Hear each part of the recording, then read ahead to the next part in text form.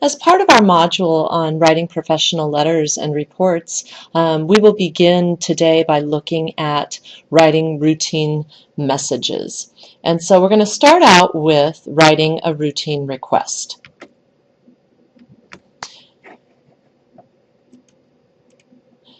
Now, writing routine requests can occur for a variety of reasons, but as a student, something that you will be writing here in the near future as a junior or senior getting ready to look for jobs is you will be asking professors, former employers, internship supervisors, professors, you'll be asking them for a letter of recommendation. And so you would need to write what is called a routine request to seek that letter of recommendation.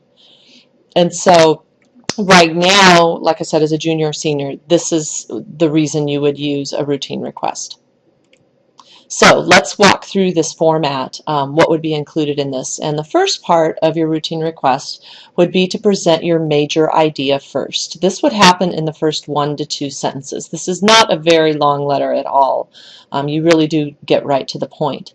For instance, what you could say in a routine request to start out with would be, would you be willing to write a letter of recommendation for me? I am starting the job search process and I would really appreciate a letter from you. Just that simple. Next, you'll define clearly the type of response you want and phrase your request to elicit that response. And then here it's really important that you enumerate your points or you break them down, because if you ask somebody to do 2 or 3 things or to cover 2 or 3 areas, but you put those areas all in a series within one sentence, there's a very good chance that the person writing them will miss something and they won't address all 3 of the areas. So a better way to ensure that everything gets covered that you would like them to cover is to enumerate your points. So instead of saying, you know me well, so please write about my strengths, you could say instead, in the letter, could you please highlight my attendance record, my ability to work well in teams, and my work ethic. And then I would always add, feel free to include any additional strengths or skills you feel I possess. So once again, we're looking at this being a request for a letter that you would then use for internship opportunities or to apply for full-time jobs. Now, of course, 1, 2, and 3 that you see mentioned here, you're going to adjust what you ask them to highlight based on the context in which you know them. So maybe they were not a professor of yours, they happened to be a former employer. So maybe you aren't going to talk about attendance, although you could talk about your attendance at work, but instead you could highlight other areas. My leadership ability. I know I've had students write routine requests to me asking for letters of recommendation, and they've actually told me to highlight their leadership in their group project, and then they remind me of what their group project was in my class. So I think that's really important. This is what I call coaching your references. Okay, so moving on. Next, typically in the letter, you'll provide additional details about your initial request. You'll just quickly mention your reason for asking. Since you were a professor of mine, I feel you could effectively highlight my strengths. This is an internship that is in line with my career goals, so I'm very excited about this opportunity. So just a little bit of background. And lastly, a friendly closing. And the closing is probably, besides enumerating points, this is probably one of the most important parts of this letter. So you close by expressing appreciation, and you need to justify deadlines. One of the first things I think about when I read one of these requests is, when is it due? When is it due? When do I, need to have this completed and in the student's hands? So don't say 2 weeks from today. Be very specific and state it is due on Friday, December 15th. All right, and then you also need to explain how you would like to receive the letter. First of all, I would stress that you would appreciate that it be signed and on company letterhead if they indeed work for an organization, because that makes your letter look more professional, and having the signature also adds to the professional look. And then let them know how you plan to obtain the letter from them. Are you going to stop by and pick it up, or are you going to drop off a self-addressed stamped envelope for them to mail it to you? Or did you just want it sent in email? So you're going to want them to scan it so their signature shows, and then send you the document that you can then forward to the prospective employer. So all these are little details that students many times forget, and then you're emailing back and forth or calling a professor trying to coordinate these little details. So it's just really important to include these in your routine request the first time. Next, we're going to move on to another letter that is written very often, and this is a claim letter. Okay, so this is written by a buyer to a seller to seek an adjustment for a product or service. Right? So you bought a pair of Nike shoes that, basically fell apart within a month. The seller would not take them back, and they said write the company directly. So you're writing Nike organization about your tennis shoes. That's one example. Okay, so state the problem clearly. Avoid an emotionally charged tone. So instead of saying something like, I am disgusted with the way United Express cheated me out of $25 last week, what a ripoff. All right, you want to come across as a very reasonable person who recognizes when you have good service or you have a quality product versus when you have been wronged, in a sense, when there's a faulty product. So you want to come across as reasonable. So a better way to start this letter might be stating something like, an overnight letter that I mailed on December 3rd did not arrive the next day as promised by United Express. Very clear and to the point, and it avoids that emotionally charged tone. Now we begin our explanation and we provide evidence. So what might you want to include for evidence? All right. Well, you need the evidence in order to have a persuasive letter, and my little picture here on the right is giving away something that you might include, and that is a receipt. Making reference to a receipt, an invoice number, even the person who helped you in the store. Always make a note of the name of the person.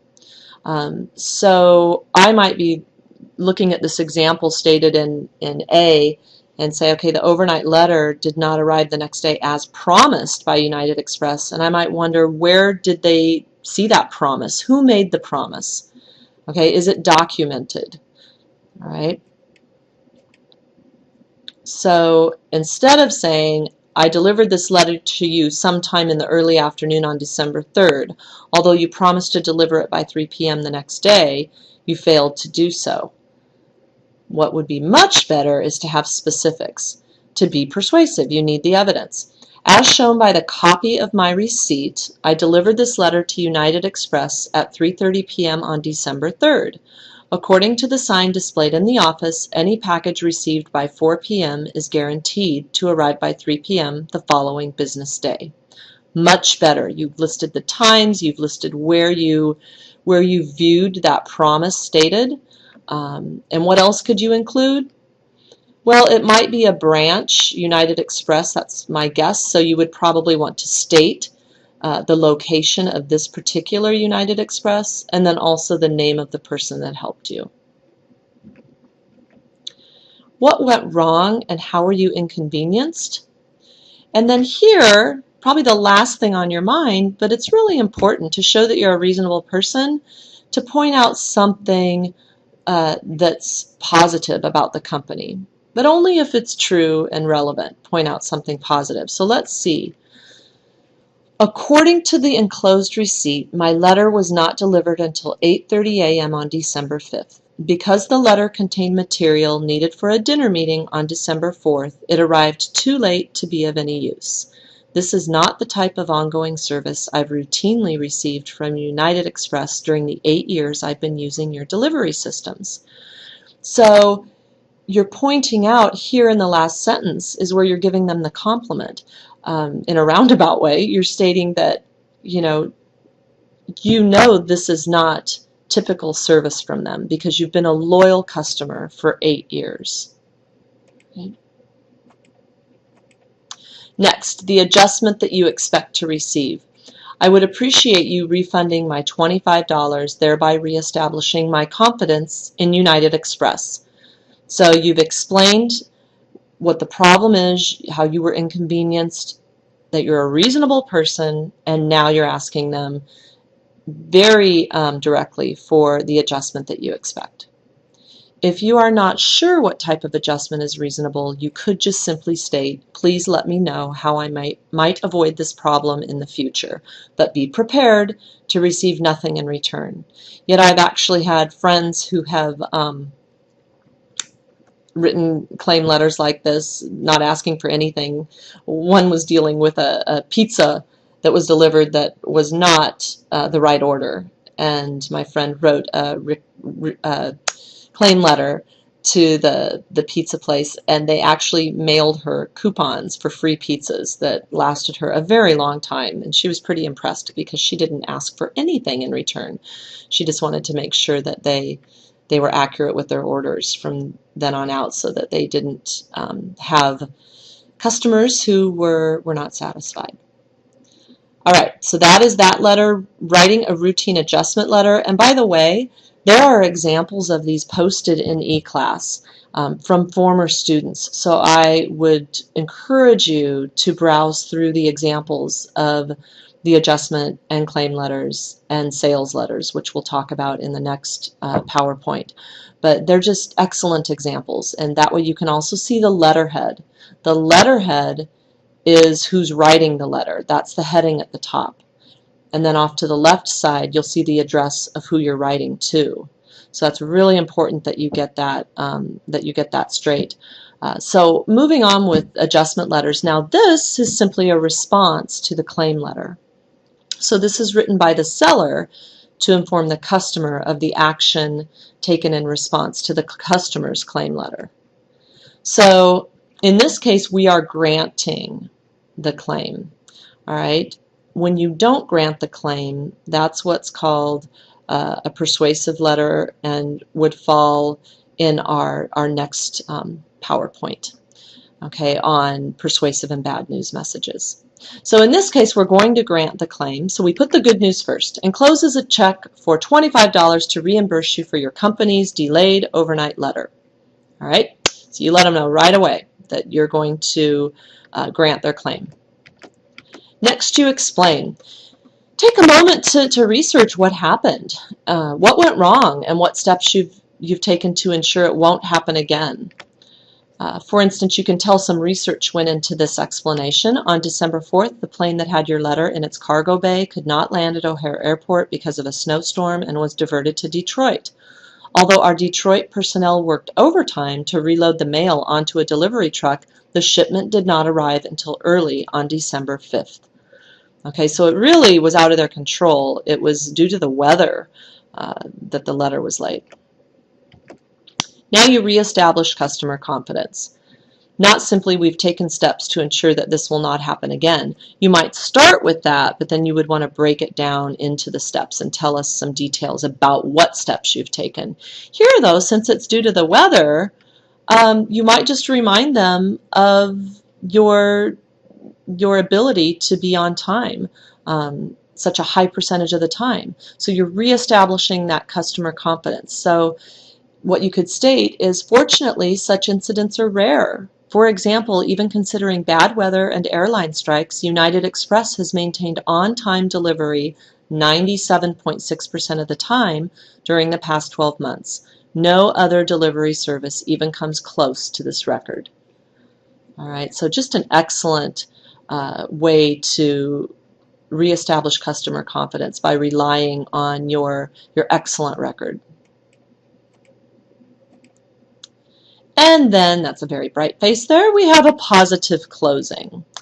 So end positively, commenting on the satisfaction the reader will receive from the repaired product or improved service. So you've already admitted that a mistake was made. In this case, it was the weather, but nonetheless it was an inconvenience to your customer because they didn't receive their mail on time. But in this case, I wouldn't recommend stating, again, I apologize for the delay. You've already admitted that it was an issue because now you're granting their claim. So instead, end on a positive note. We have enjoyed serving your delivery needs over the past 8 years and look forward to many more years of serving you. So it shows that you really paid attention to the fact that they have been a loyal customer, and you noted it was for 8 years, and you're highlighting that here. So just a real positive way to end. Okay, last part for this lecture, I want to talk very quickly about writing goodwill messages. Okay, goodwill messages are sent out of kindness. They are messages conveying thanks, congratulations, and sympathy. You have an example thank you letter that you can refer to in University Readers. The chapters from my book are in there with a sample thank you letter. It's a chapter on writing thank yous. So you want to just make sure, the one thing I would like to stress with the thank you letters is that they are tailored to the individuals who you're writing them to. Instead of just a generic thank you, you actually highlight something that you're thanking them for, something that meant a lot. Okay, so it's detailed.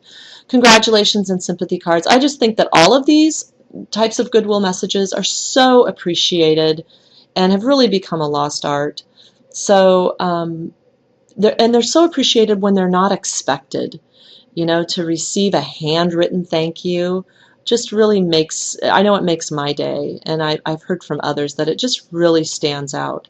So handwritten adds that personal touch. You can also type it if you know that your handwriting is difficult to read. You could type it, but I do, if possible, I would recommend handwriting it. If you can clean your writing up long enough to get a nice handwritten thank you written, it just really stands out. And that's my last point, handwritten versus typed. Typed if you need to, but the handwritten is just a little more personal. Okay, and next we'll move on to the PowerPoint where we talk about persuasive and bad news messages. Thank you.